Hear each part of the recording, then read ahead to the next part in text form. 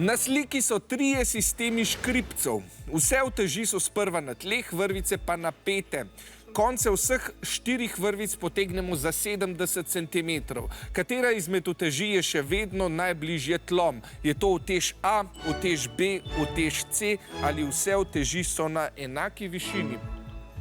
Dobro si oglejte, tukaj le bo torej prišlo prav znanje fizike.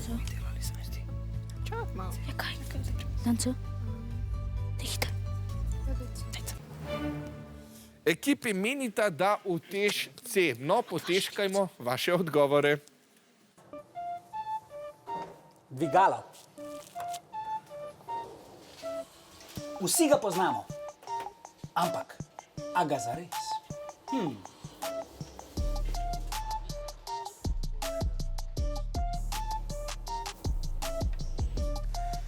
Deluje po podobnem principu kot tole. Tole so 3 sistemi škripcev. V prvem primeru imam pritrjen škripec, vrv potegnem navzdol in si pri tem pomagam z lastno težo. Tak škripec najpogosteje najdemo na gradbiščih. Če vrv potegnem za 70 cm, se breme dvigne do semle. Še lažje pa breme dvignem, če sestavimo škripčevje. Tole je dvojni škripec, pri katerem gre vrvica čez en pritrjeni in en gibljivi škripec. V primerjavi z enojnim škripcem potrebujem za dvig istega bremena manjšo silo, vendar pa se pri tem breme dvigne do manjše višine kot prej. Pri tej postavitvi pa imamo četvorni škripec, kjer gre vrv čez 2 gibljiva in 2 pritrjena škripca. Pri tej postavitvi potrebujem še manj sile za dvig istega bremena, vendar pa z enakim potegom 70 cm breme dvignem na še manjšo točko kot prej. Škripčevje je praktično in že zelo star izum. Izkoriščamo ga v napravah in strojih.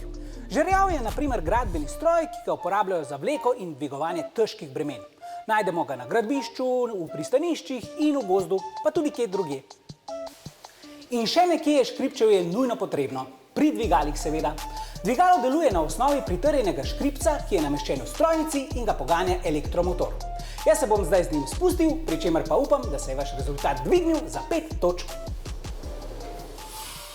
Hvala lepa. Eni ekipi se je dvignil za 5 in sicer rumenim, vijoličastim pa kar za 10, ker so pri tem uporabili brihtolina. Čestitke!